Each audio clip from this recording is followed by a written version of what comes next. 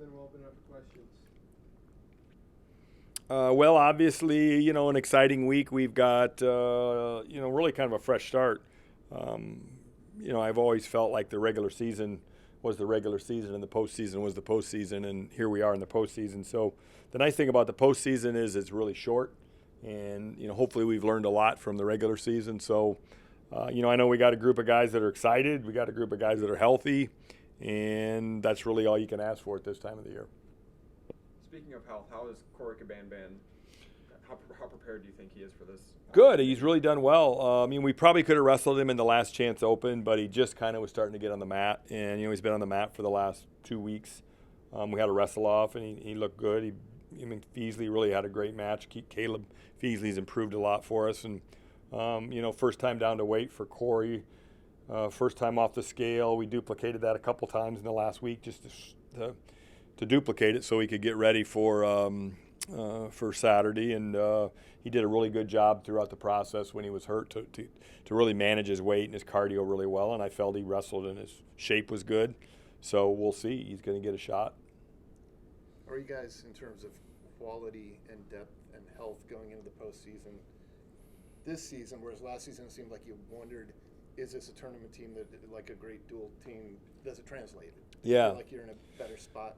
I think we've probably, dual meet team-wise this year versus last year might be similar. I think if you look at the rankings with our top 5 guys, where we're at this year versus last year is obviously much higher. And so, let's see if those guys can roll, and they're going to have to carry us. We need all 10 guys to chip in, but they're going to have to carry us not only through this weekend, but through Tulsa the second time. What kind of damage can Casey Swiderski do as an unseeded wrestler? A lot. Deep weight, going to be a lot of close matches. His mindset coming into it's going to be really important, and I think his mindset's great. He's trained really well, but he's always trained well, and so, I think he's really excited about this. With freshmen, just being really honest as a coach, especially with true freshmen, nothing surprises you, good or bad. So we'll see what happens.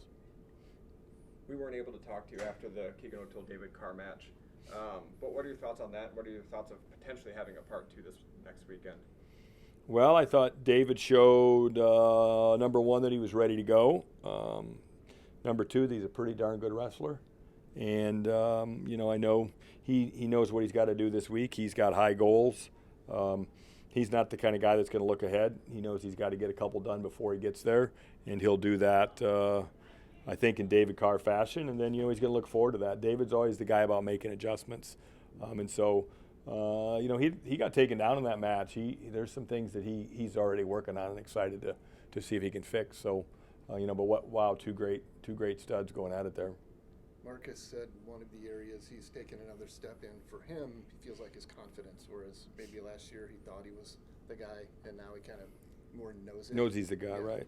How would you describe that? I think that's an accurate way, and I think that's the beauty of being a sixth-year guy. Let's face it, we live, and we're going to live for the next couple of years in a sixth-year world, and I think when you get guys that are 23 and 24 and 25, that's a big difference between being a 19-year-old like Casey Swiderski and Panero Johnson, and Marcus has taken full advantage of that. Kind of opportunities in front of Sam this weekend? Man, has he had a great run for us. I think if you were to sit back and look at November to now, wouldn't you all agree that he's probably one of the most improved guys on our team, just in terms of results? Now, wrestling-wise, we knew he had it, but the word confidence right there. Confidence is the most dangerous weapon in sports, especially when you've got it. And I just see a really confident guy here. He's not going to Tulsa to get to the finals. He's going to win. And when you go to win, you can win. What's the biggest area that he's improved in since he got here? I think he's gotten better wrestling, obviously. And probably if you were to break down the wrestling part of it, he's probably gotten better in the bottom position because he was a little tentative and he probably just thought too much, and now he's just going.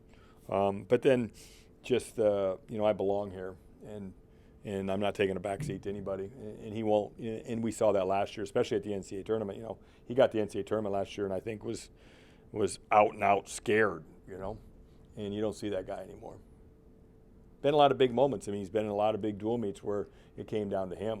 You know, look at Iowa City. He got taken down and manhandled for a while, then got himself back into that match. He wouldn't have done that last year. Since confidence is a theme, I guess how confident are you after presumably getting a look at the brackets that you guys can roll through to a Big 12 championship? Well, I like the fact that we've got a out of coaching. We got the seeding completely out of the coach's hands, and that's not saying anything negative about any coach in our conference. It's just human nature that you're trying to stack the deck in your favor. So I like that, and there's weights that I like, and there's probably some weights that I don't like. But I think it's fair because I think we got 6 guys. I mean, I only know 1 guy in the committee, and that's it. So I don't even know who does it. I just know a couple years ago we decided to get a bunch of neutral guys that study wrestling all the time, those wrestling nerds that I call them, so they'll be mad at me. But Jason Bryant's the only nerd that I know that's in the group, and he's a huge nerd. So, you need guys like that in the group. We need guys like that study it and that really understand our sport. And I don't think they have any biases. I really don't think they do. I don't like the fact that whoever pushed the send button on the freaking computer today and we got like 7 buys.